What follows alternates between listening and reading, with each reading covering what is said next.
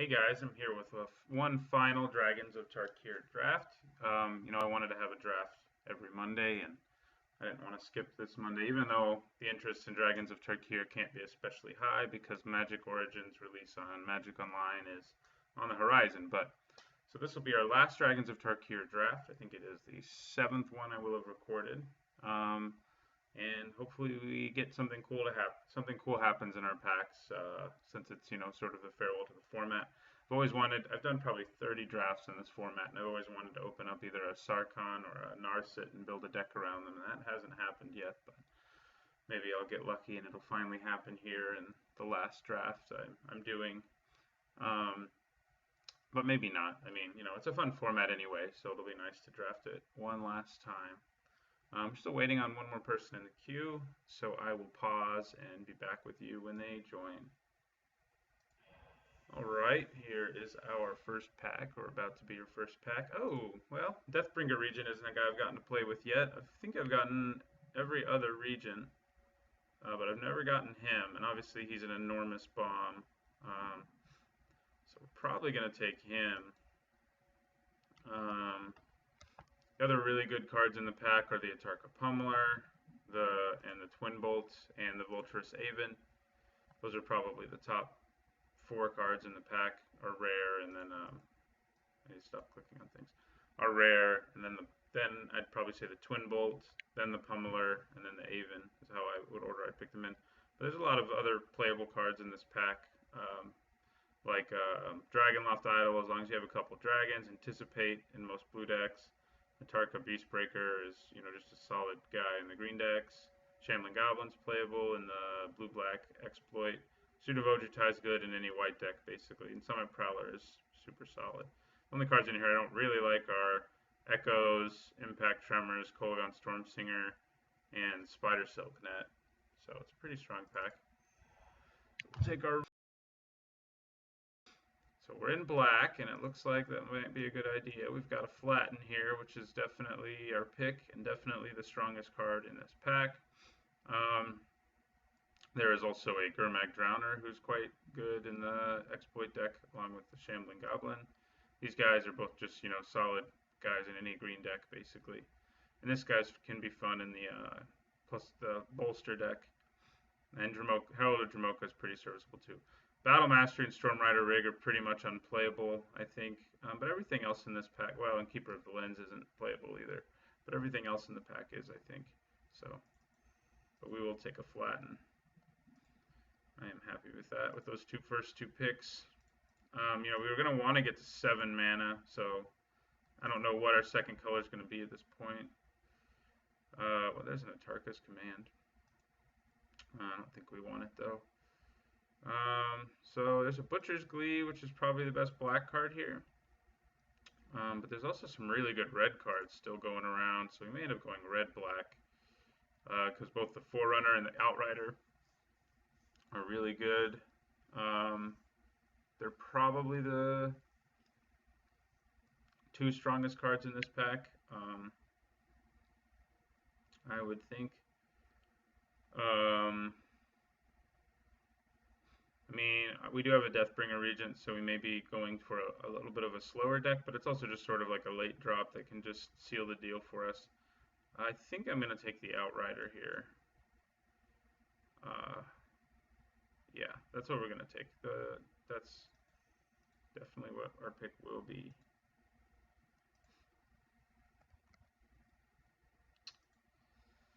Yeah, the Deathbringer Regent is pretty sweet. What do we got here? Hand of Silumgar, Sprinting Warbrute, Warbringer. Doesn't really feel like a dash deck if we have Deathbringer Regent, but we have seen some really good dash guys going around, and red does seem pretty open. Warbringer and Sprinting Warbrute are still in this pack, for example. Hand of Silumgar is good too. It's probably safer to take the Warbrute. But I'm kind of wanting to take the Warbringer and see if we can make that deck happen. So I think that's what we're going to do. I haven't really managed to put together the dash deck yet. I've had decks with a few dash guys in it, and the Warbringer's good as long as you have a few guys with dash, basically.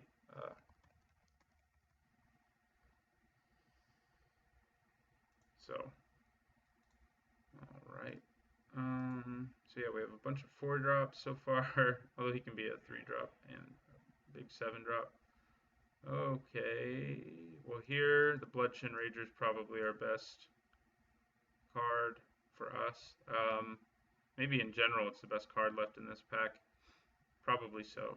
Yeah, nothing else in here is really that exciting. And, you know, getting a lower curve is good. He's a warrior too, so we've already got a couple warriors that benefit from the Bloodshed Rager's ability. So that's nice.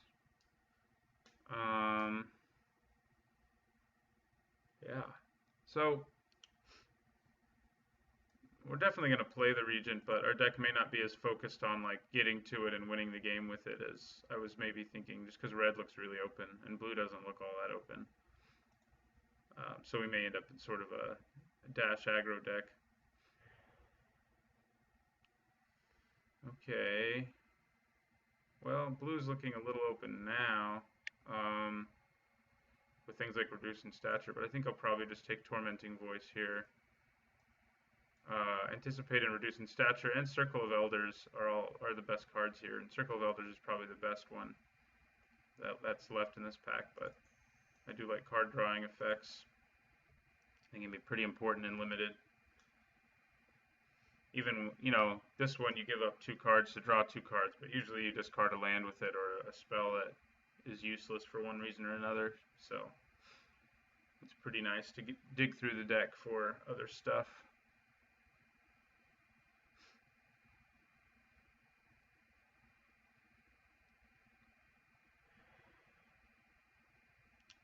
Okay, Ambuscade Shaman too. So yeah, we really could build a dash deck here. I think I'm going to go for it. We've got both the guys who love dash, and they're both guys with dash, so that's not irrelevant. So we're going to go for it here. We're going to have the Deathbringer Regent as like late game insurance. Like if we get stalled out or something in the late game, we can play out our Regent, especially if our opponent, you know, is building up an army against us. It's kind of good with dash, actually. Like, you know, there do have to be 5 or more other creatures on the battlefield, but with dash, we may only have like one of those creatures since our deck might be dashing a whole lot. So, all right. Well, now blue does look kind of open. I'll take what I think is the best card that's still left, which is this Lurker. It's either the Lurker or the Updraft Elemental, or the Artful Maneuver. But I'll take the Lurker. It's a morph, so of all of them, it's the most likely we play it, although it's still not very likely. That's for sure.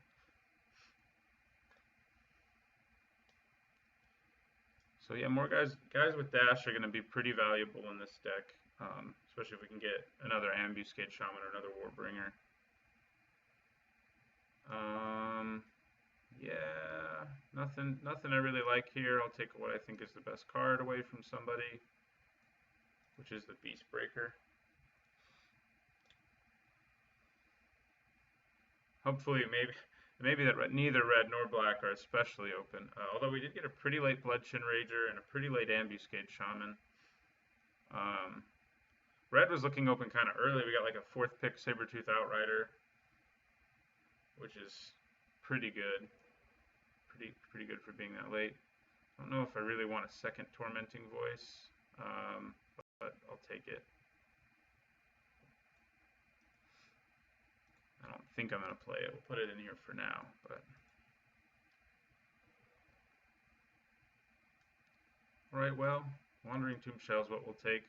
Probably won't make our deck. It's the kind of card we want if we were building the Deathbringer Regent deck, which could still happen, I guess. You know, depends on what we open. But he's not really what we want in our deck the way it's sort of panned out so far. Alright. Yeah, we're not seeing any cards in our colors in these late picks, which is a little disconcerting.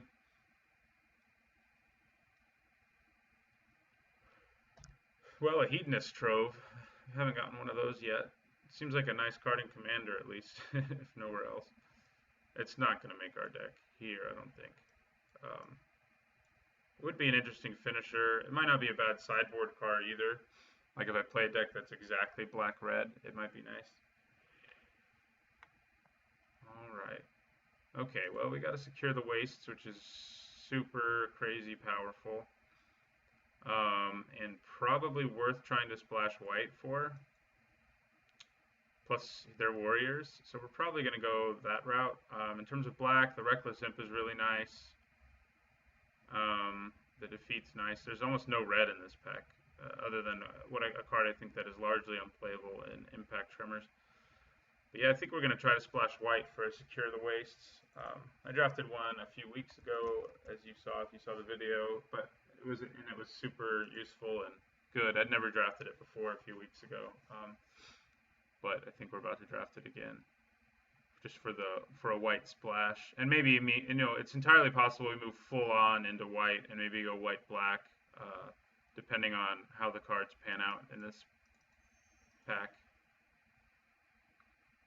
All right, well, there's a Sidisi here. There's also a Foul Tongue Invocation and a Kolagon Skirmisher, which will all be nice, and a Tail Slash and a Kolagon Aspirant. But Sidisi's just ridiculous. And we're definitely going to take that over the other things in this pack. Butcher's Glee's good too. Yeah, this pack's pretty good for our colors. Hopefully something comes back around to us.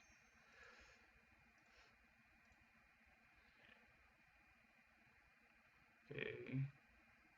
Another Outrider or a Warbrute.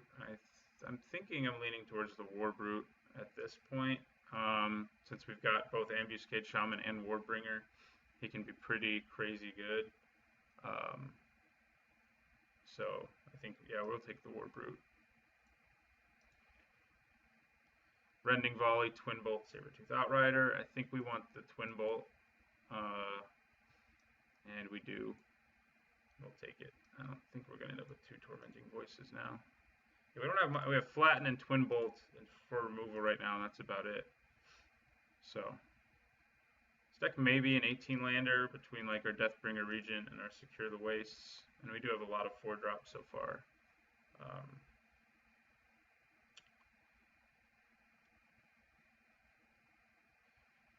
But yeah, and I don't think we're going to play Hedonist Trove, as cool of a card as it is.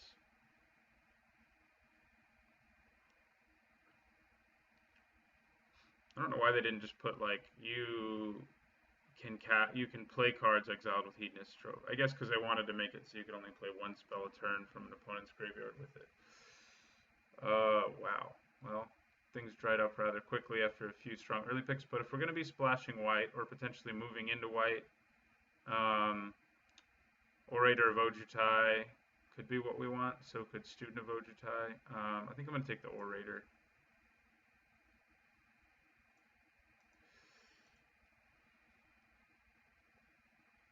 I mean, we have two really strong black rares and a few other good black cards, but all right, well, this thing's pretty good too. I think it's actually kind of underrated. I've drafted it 2 or 3 times pretty late in drafts, and I've won games because of it, either because it drew me cards I needed or because I just burned out my opponent. But we're definitely taking the Ukud Cobra, whatever you want to call it here. He's just really good. It's another 4-drop, which we're stacked with, but nevertheless, that's what we're going to take is our Cobra here. All right, and we'll take a Kolagon Skirmisher for having another 2-drop and one that has synergy, especially with our Ambuscade Shaman and a little bit with our Warbringer. You can dash him in for 1, so.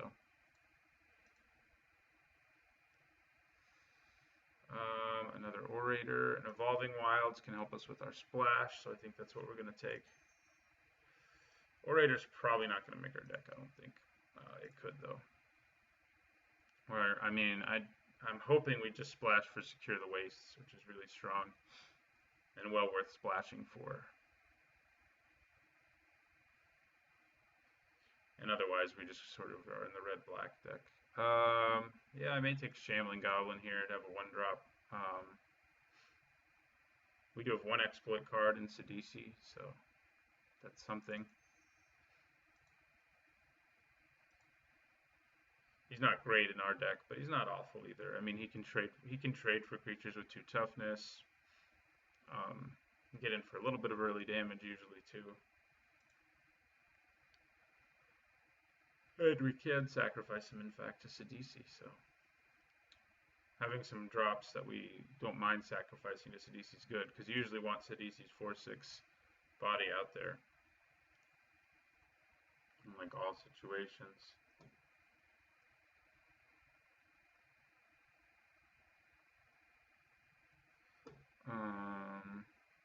Yeah, so be nice to pick up some more removal in the final pack. That's what we are most desperate for, I think, here. Okay, another skirmisher. Actually, skirmisher's nice and everything, but I think Butcher's Glee is what we really want here. It can work as removal. The life gain is always huge, and it can save guys. It can just do a lot, and it's what we'll take. The skirmisher would have been nice in our deck, but I'm okay not taking it. So for dash right now, we've got one. We've just got 4 guys with dash. So there's some chance that probably the Warbringer is the one who's less likely to make it over the Ambuscade Shaman, I think. Well, it's hard to say. They're both all right. Like when you play them, you know, even without a single other card in your deck with dash, we'll take a Dragon Fodder. But they're better if you have things with dash. We'll take a Tapestry. They're both, you know, if you have a lot of dash, and we can still pick up dash in the last pack. Goblin Heel Cutters, especially. Vault Breaker and Goblin Heel Cutter, probably the best commons and uncommons with dash. But then there's also some crazy rares with dash in the next pack too. Maybe we'll be lucky enough to open one of them. We also want to pick up a little bit of fixing in the next pack.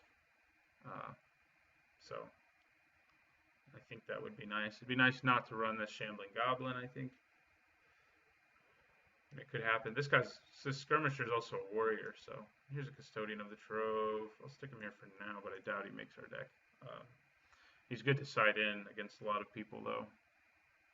And with Deathbringer Regent and Sidisi, we do have and Secure the Wastes, we do have a strong late game.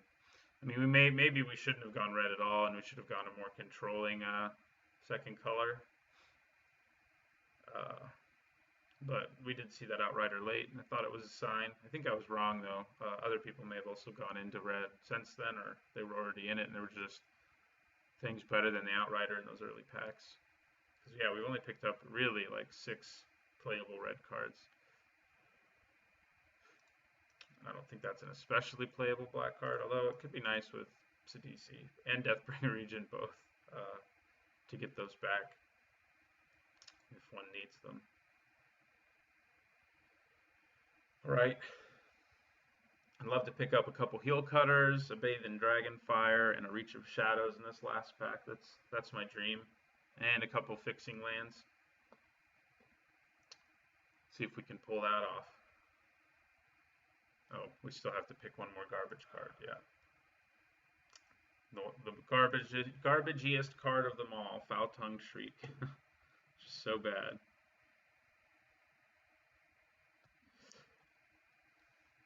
It'd be interesting if someone has ever made like a infographic or something like that about what card is most often taken last in this draft. But I bet it would be Foul Tongue Shriek in the Dragons packs.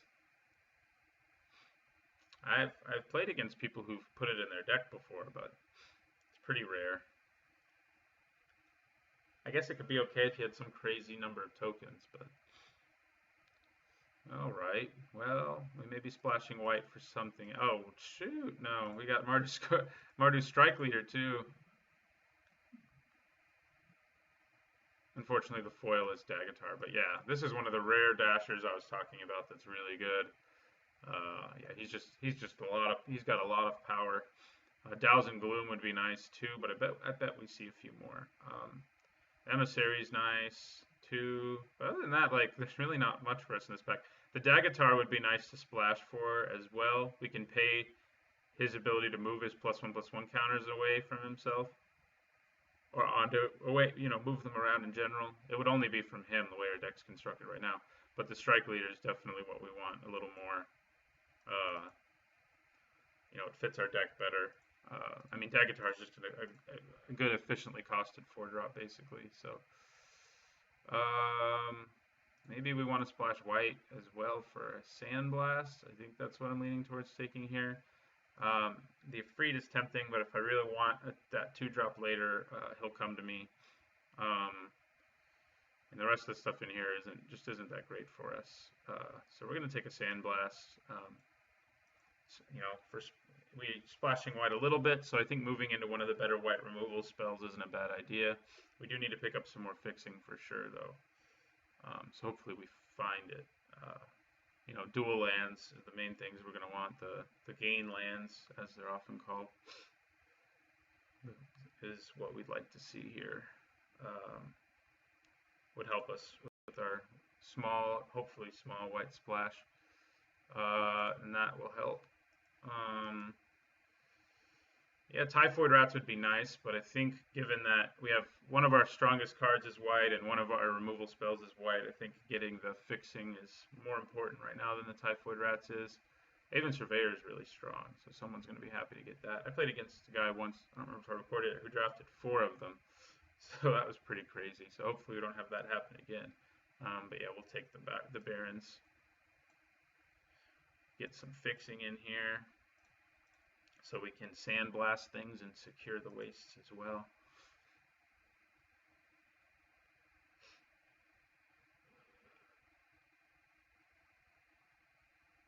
Oh, God. That's a really strong black card, and that's a removal spell we really need, but I think we just got to go for like the sheer power of the Archfiend of Depravity. This is definitely going to be an 18-land deck, I think, because we've just got so many high drops. He can kind of go here at least. And Secure the Waste doesn't have to be a high drop. You can play it earlier too. Like even for 4 mana, it's pretty strong. Noxious Dragon's nice too, though, but Archfiend of Depravity is just really, really strong. He has a little bit of anti-synergy with our Deathbringer Regent, but since, he makes sure our opponents only have 2 creatures in play at all times, but he's still pretty good. Yeah, some more fixing would be good. It'd be nice to see a Reach of Shadows in a pack where there wasn't a lot of other really good stuff. I think we're probably going to take the Vanguard here. It's not great. We can take, actually, I'll probably take the Bloodfell Caves. It gives us both a black and a red source, making it so we can include more planes in our decks. And the Vanguard are in our deck, and the Vanguard I don't think is really that great. So I think we're going to take the Caves. The Vanguard, I mean, even though it has dash, it isn't that great in our deck, I don't think. We're not going to have a huge amount of dash, but I think we'll probably still end up playing both our Ambuscade Shaman and our Sprinting Warbrute. Our Warbringer, definitely the Warbrute. You always play that. You don't need all dash synergies for that guy to be good.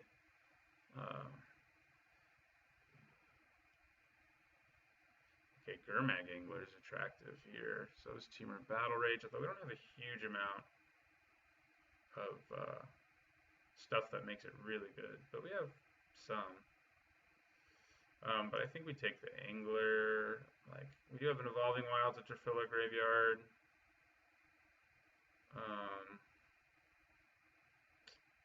Yeah, we can take collateral damage too, since we're kind of desperate for removal. Maybe that is so hard. The Angler is just such a better card, but we already have so much.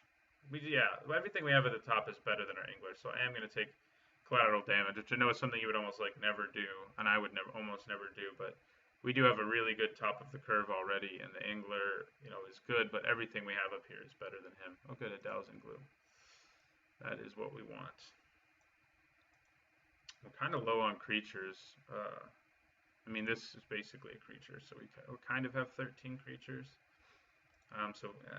Butcher's Glee may not make our deck. Oh, Dragon Fodder is basically a creature too, so, if we can just pick up one more creature, I'll be happy.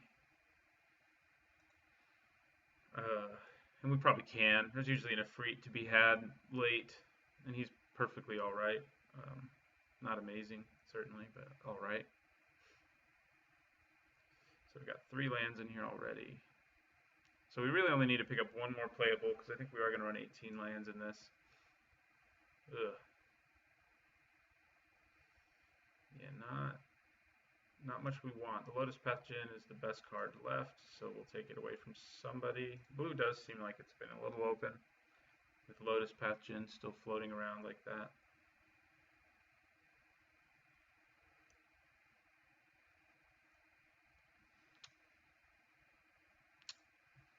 I mean, what would we play if we don't end up getting another playable? Maybe just another Tormenting Voice to help us get to our creatures.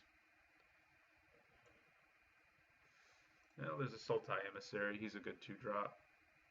There's War Flare too, but I don't think we want to stretch ourselves too far with splashing. So this is probably all the fixing we're going to get, but I think that's probably fine.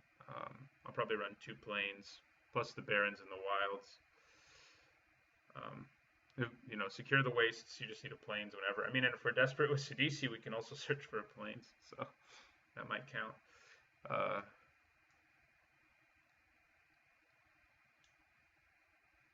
But yeah, we may end up taking out the Sandblast when all is said and done too. I'll take another Emissary, I think. He's also a warrior, for what that's worth, with our Bloodshin Rager. So, and that also makes our collateral damage better to have Sultai Emissary, and also makes Sidisi a little better, even though, you know, she's already ridiculous. But yeah. Yeah, we may end up cutting our Sandblast. Wow, yeah, blue must be open with this guy still going around. I'm going to take it from someone to keep someone from drafting 4 Aven Surveyors as I played against a guy once like that.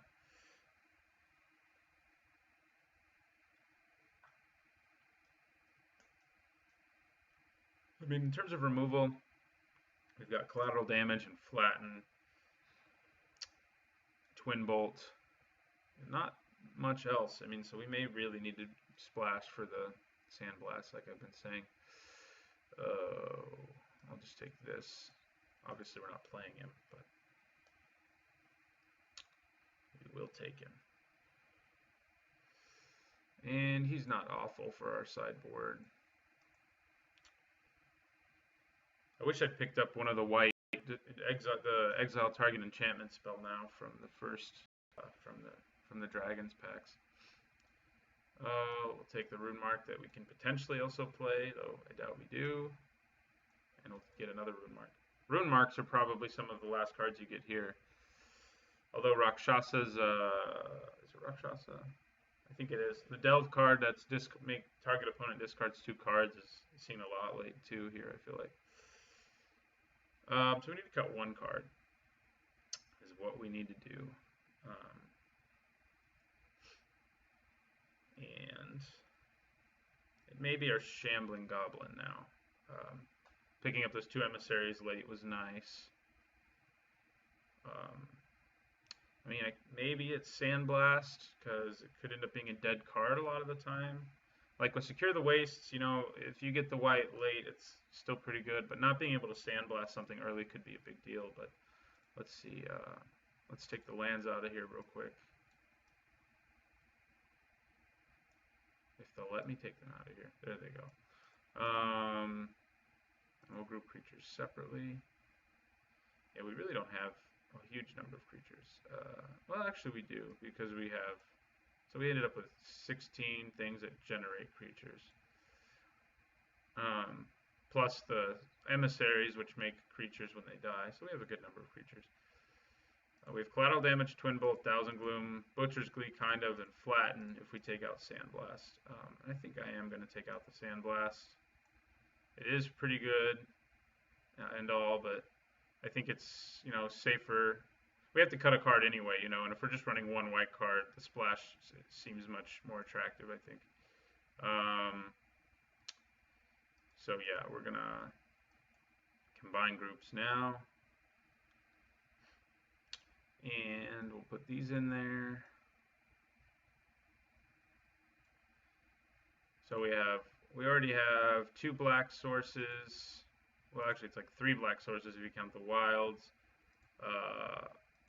2 red sources and 2 white sources. So, but I think we do want 18 in here. And it's saying 10, 1, and 4, and that's probably right. Because the wilds can fetch us a plains, we have our barons. Although the 4 is probably not right, actually. That's a little low. Something more like that, I would think. Because our barons and our bloodfell caves both also produce black. So I think 3 white sources is probably enough. I think that's enough for our Secure the Wastes. And we also have Tormenting Voice to help us dig for the lands if we need them. And Sidisi too, if we have Secure the Wastes in our hand, it's what we need to win. So yeah, we'll go with this. And this will be our deck. So we have 1, 2, 3, 4, 5, 6, 7, 8, 10, 11 black sources, 1, 2, 3, 4, 5, 6, 7, 8 red sources, and 3 white sources. I think that's good. All right, so that was a pretty quick deck building. So we built sort of a dash deck. That's some elements of a dash deck anyway. But it's also just kind of an aggro deck, and it has some really strong top end cards like our Archfiend of Depravity, our Sidisi, and our Deathbringer, not to mention our Secure the Wastes. So we have a high power level, I think, and our Mardu Strike Leader is really strong too. Easy to kill, but he's really strong. If they, even if they do kill him, at least he gets rid of a removal spell. And if you dashed him in, he's still a lot of the time gonna get to at least leave one warrior behind. So he's easy to get value out of. So yeah, that'll be our deck, and I will see you in round 1.